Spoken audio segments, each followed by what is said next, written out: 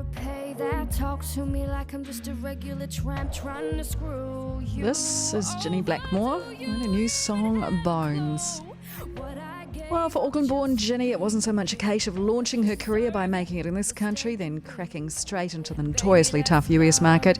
She went to London, then she went to LA. She signed there with Epic Records to LA Reid, who's had a hand in the careers of Justin Bieber, Rihanna, Kanye West and numerous others. Ginny's also been associated with her fair share of big names as well, running songs for Christina Aguilera, Adam Lambert, amongst others. Now, though, she's become known as a singer in her own right with the song Bones. She's with us now. Good morning. Good morning. How are you? I'm good. You were on X Factor last night. How was that? That was pretty exciting for me. Because you haven't done a lot of television, have you? I haven't, no. Only a few things. So it was a little bit nerve-wracking. I find that surprising because you're becoming such a big name. How come you haven't done much TV?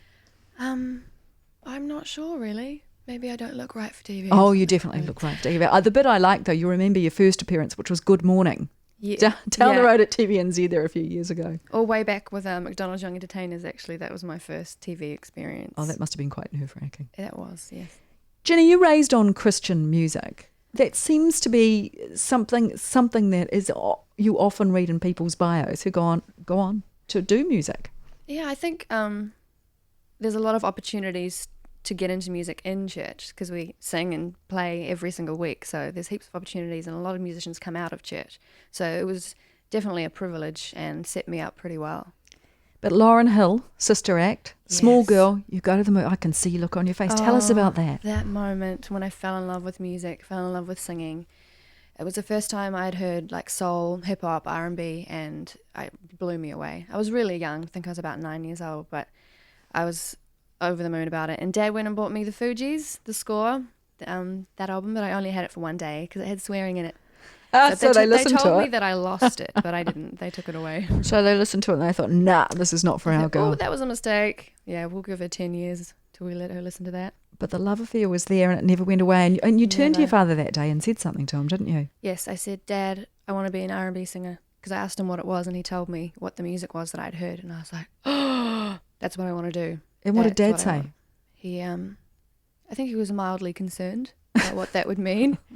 But, you know, he's a musician himself, so he was excited that I was that excited. I love the fact that at 16, well, before 16, you were singing in your classrooms, weren't you? You were so, I mean, you couldn't keep it in, could you?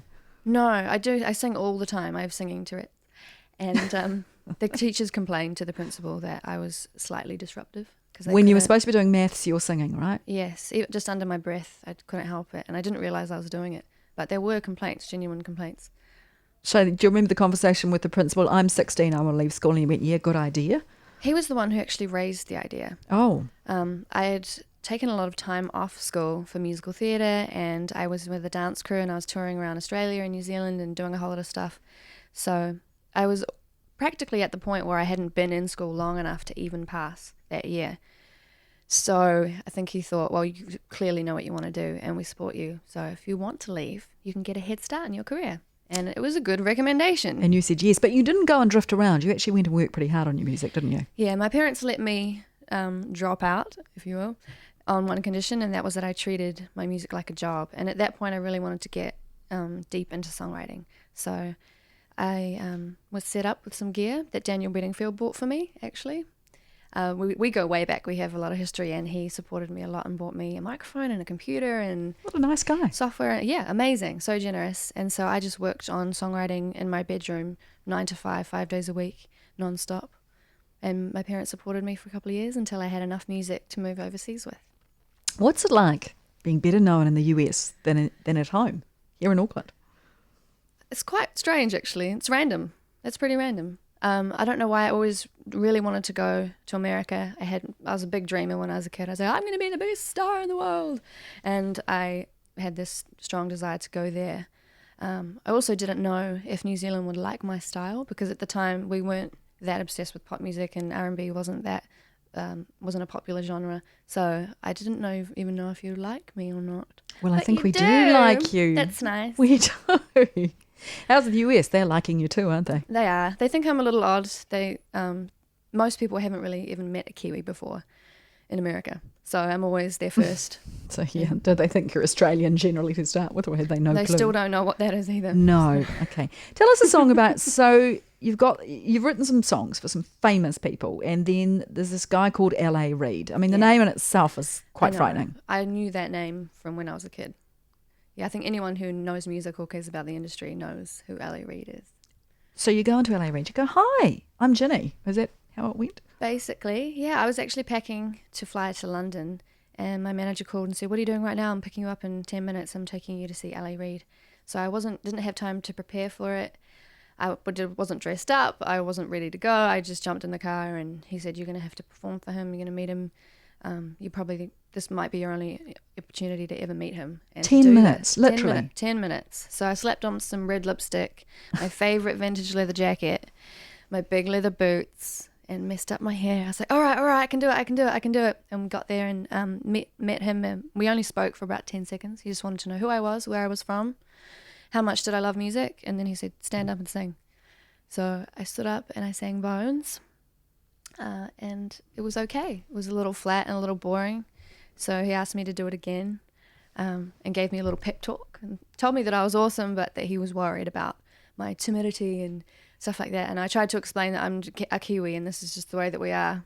He was like, "You can't be like that if you want to be a superstar."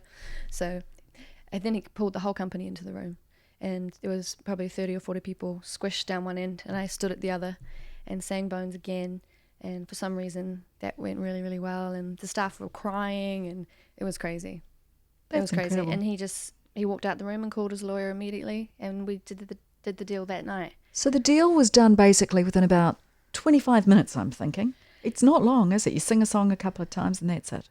Yeah. Normally there's a lot of negotiation, and you have to wait days to find out how much they loved you or whatever, but he just jumped on it, and I didn't even leave the building. Before I left that night, I'd signed the deal.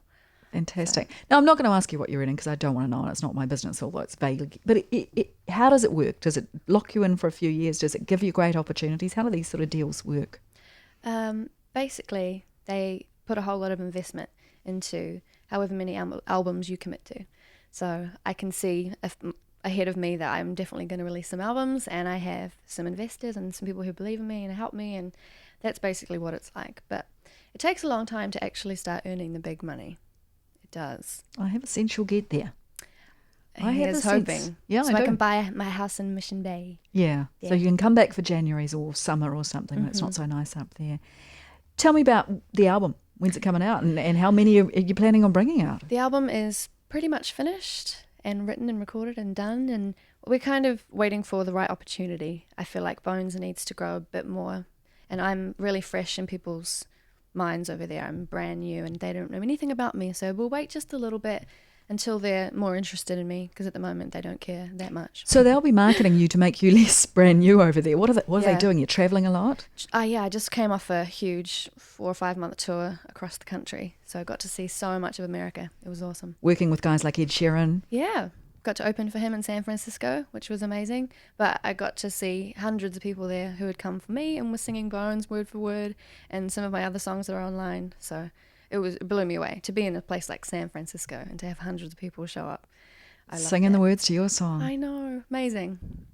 So we hear all sorts of stories about the life you are now living, that it's tough and that it's false and that it's fake and all of those things. What's it really like? Depends how much you love music. I love it a whole lot, and I enjoy every part of my job at the moment. The people I've met have been really amazing. Like, the caliber of musicians that I'm working with is so exciting, and I get to travel all over America and meet people like you and talk about myself all day long. So I'm really loving it. Well, good luck. I think the dream, you're about 9 when you said this is what I'm going to do. Yeah. Isn't it incredible that now was that when you I do made it? up my mind. Yeah, so there's a moral to that story, isn't there? Make up your mind and you can do it. Yeah. Mind you, I couldn't because I can't sing. So lucky you can sing. Lucky you picked the right dream, really, wasn't it? Yeah. Lucky I liked it. Lucky you liked it. Lucky Yeah. you're loving it. Lovely to meet you, Ginny. Thank you for having me. Oh, it's a pleasure. Ginny Blackmore.